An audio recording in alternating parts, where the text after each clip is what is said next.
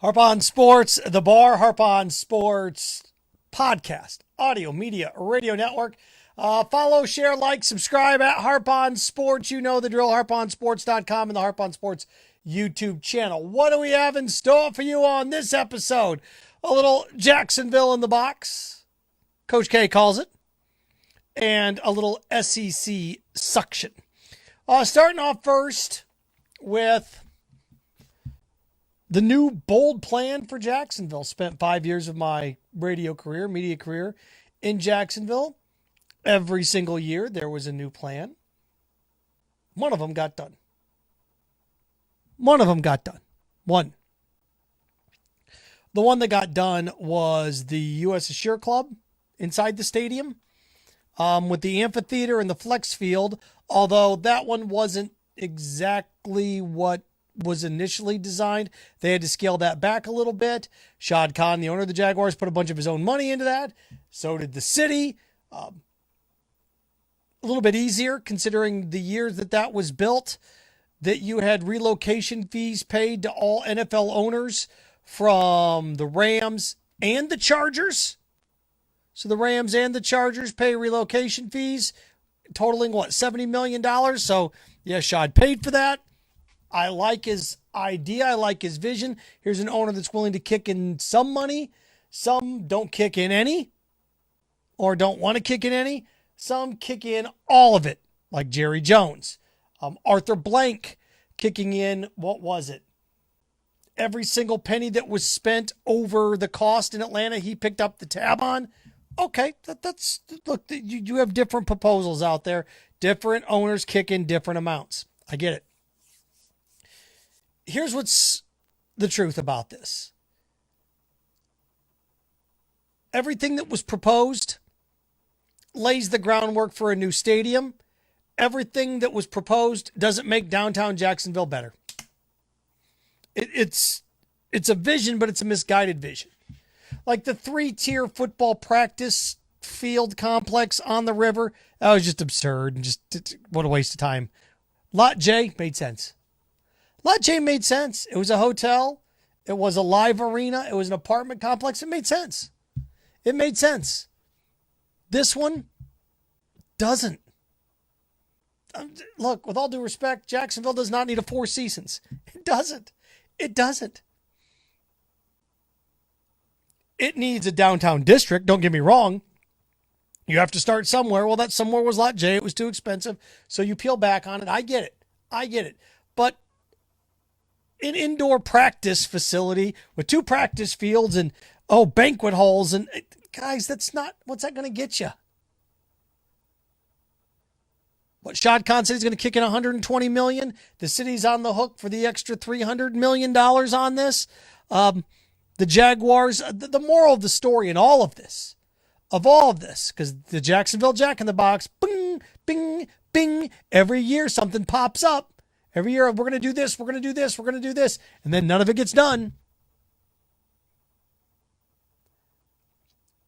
The thing that I think is the most important thing out of this is that the organization said they would sign a long-term lease with the city.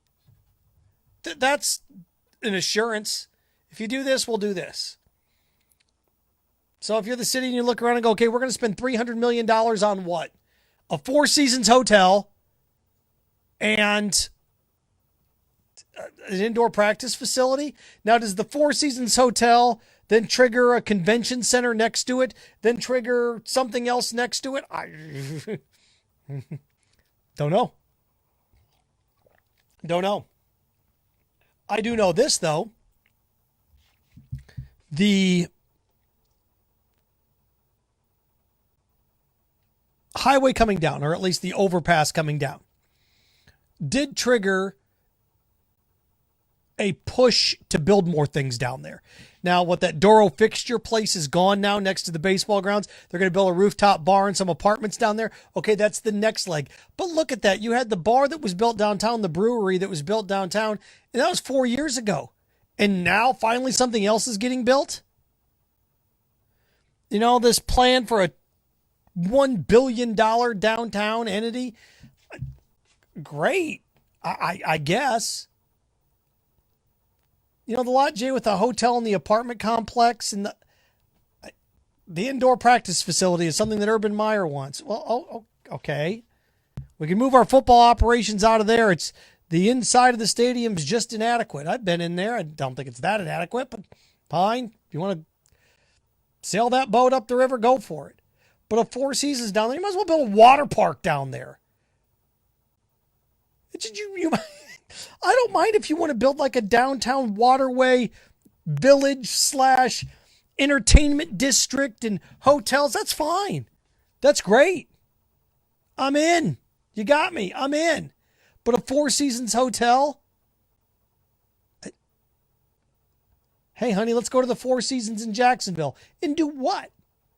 Walk across the stadium? Walk across to the stadium? Look at the indoor practice facility and a re-event. It's a plan, but it's misguided. To me, it's a plan, but it's misguided.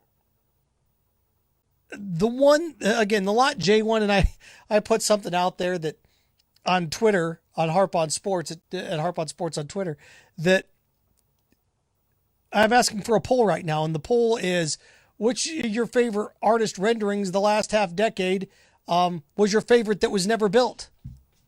Lot J, the double-tiered practice facility death trap, the retractable dome thing that never happened, Lot J, or this one?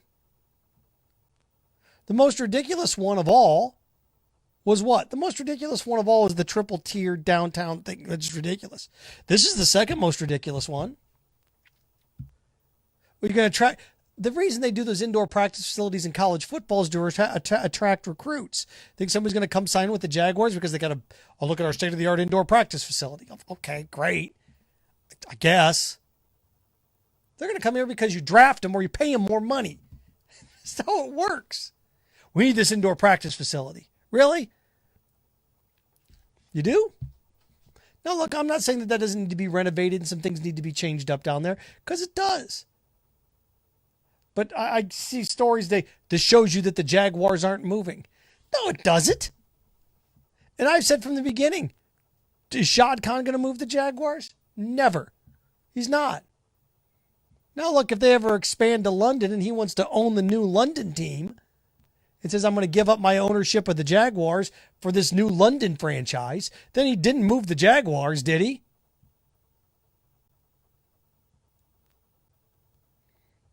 It's just one of these things that I see these things pop up and fool me once, fool me twice. A third time, I'd love to see something down there. Do I think the city will approve some things? You bet. It just, a structure down along the waterway in which you have like a Baltimore riverfront presence or, good gracious, Cincinnati riverfront presence or St. Louis down. Look, I get that. You got me. But a Four Seasons hotel? Go to Jacksonville for a Four Seasons. Come on, you can go tour the Maxwell House coffee plant. We got to start somewhere. Yeah, and it's not with a Four Seasons. Like I said, you might as well build a water park down there.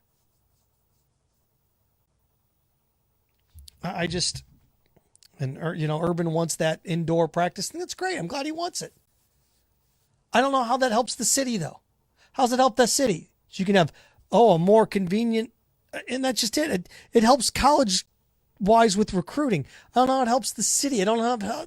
This is one of these things. If I'm a resident of Jacksonville, which I'm no longer, I look around and say, well, I kind of got Lot J because it's hotel money that's going to come in. It's tourism money.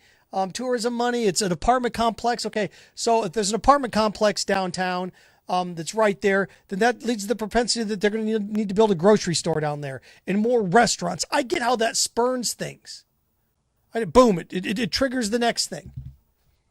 But I don't know how an indoor practice facility increases what?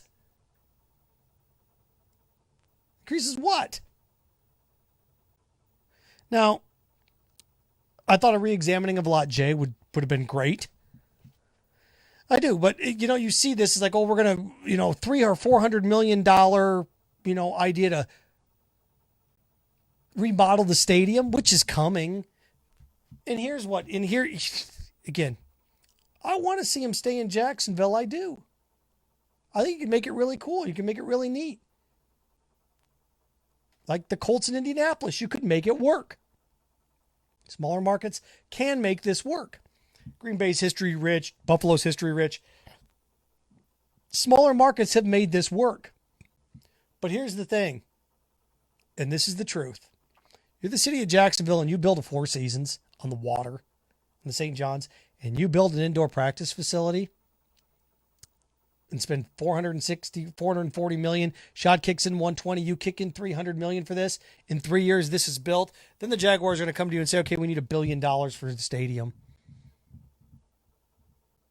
We can use the shell, but we're going to have to rebuild all this. And now you're cooked. What are you going to say? No? No.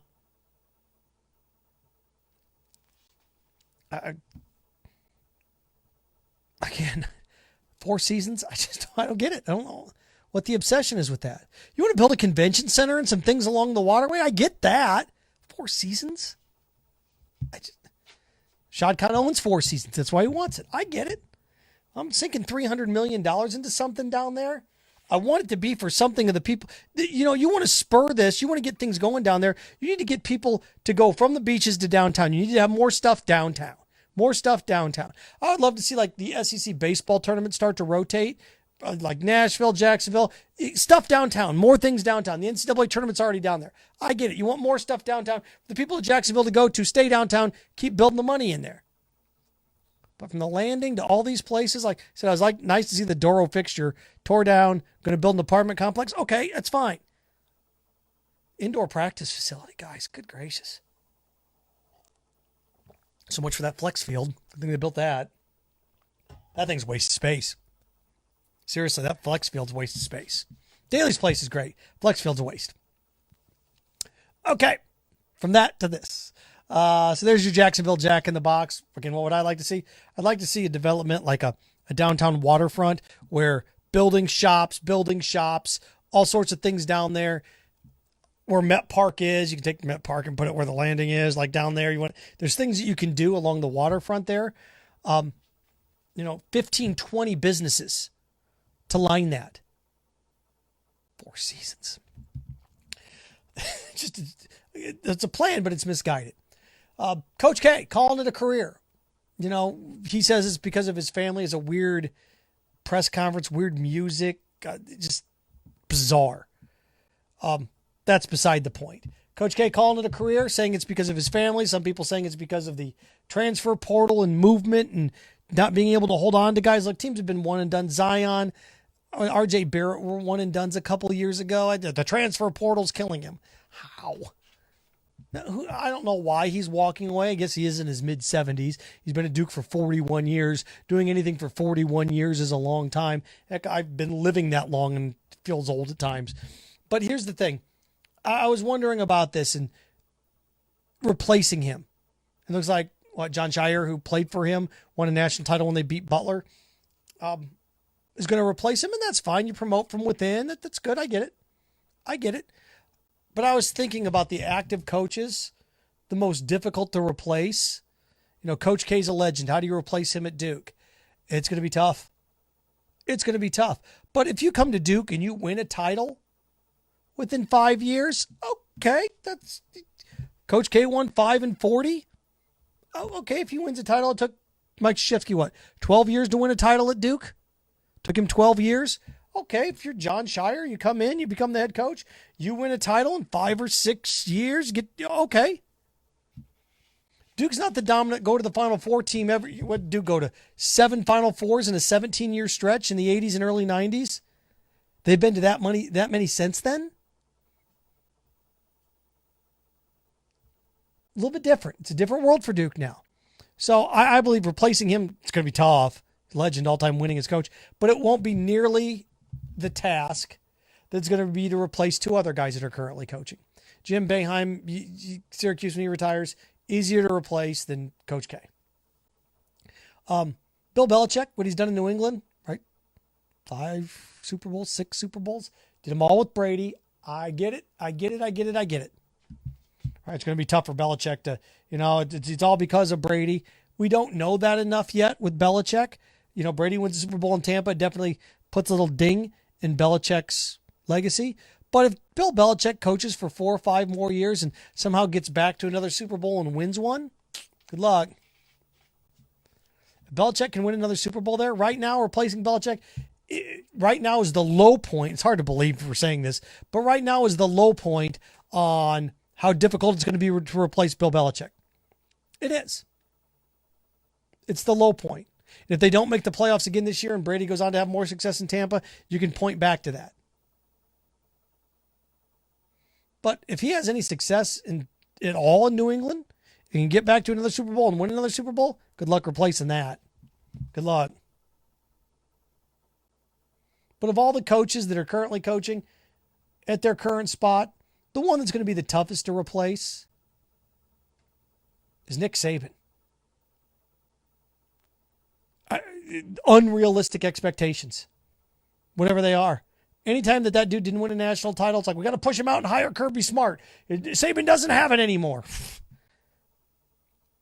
When Saban walks away, good luck. Every Alabama fan I talk to, how many national titles, who do you want? They all want Dabo. Dabo's insane if he leaves Clemson to go to Alabama, but they all want Dabo. Okay, you want Dabo. You want Dabo.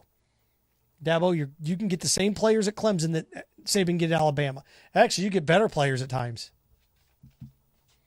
Well, that's where he went to school. Okay, you want to play that game? You want to chase down Saban? Fine. If I ask Clemson fans, how many national titles does Dabo have to win in the next 5 years for you to be considered successful? 1? Ask Alabama fans, when Dabo comes in, how many titles do you expect in 5 years? At least 2.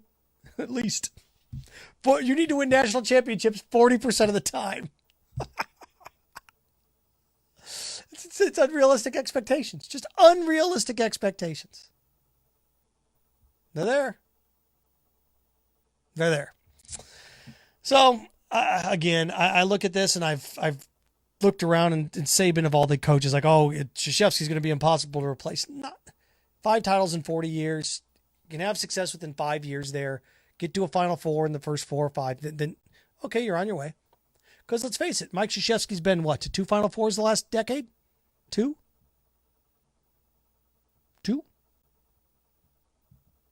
And he's all-time winningest coach. Mike Krzyzewski is Duke. He is. That's the bigger thing. He is Duke basketball. He's the last of these dinosaurs that have been around forever at the same place for 30, 40 years. He is. He's the last of one. He and Boeheim are the last 2. Right? I guess Gino Auriemma at UConn women's basketball, but these coaches that have been around for 30, 40 years at the same school in sports, it just doesn't exist anymore. It doesn't. So, he is Duke. I get it.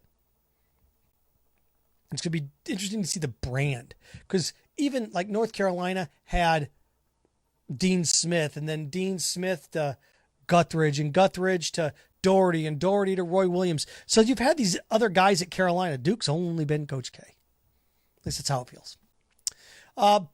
Wrapping with a little SEC suction. The SEC deciding it's going to allow immediate in-conference transfers. One of the last holdouts.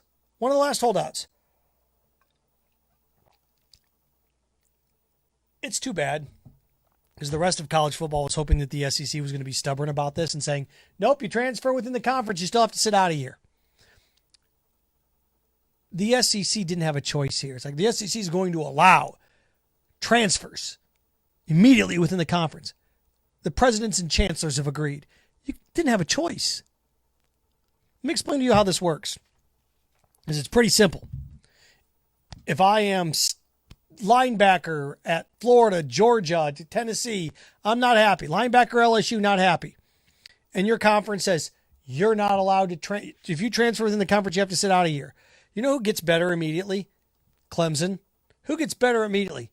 Virginia Tech. Who gets better immediately?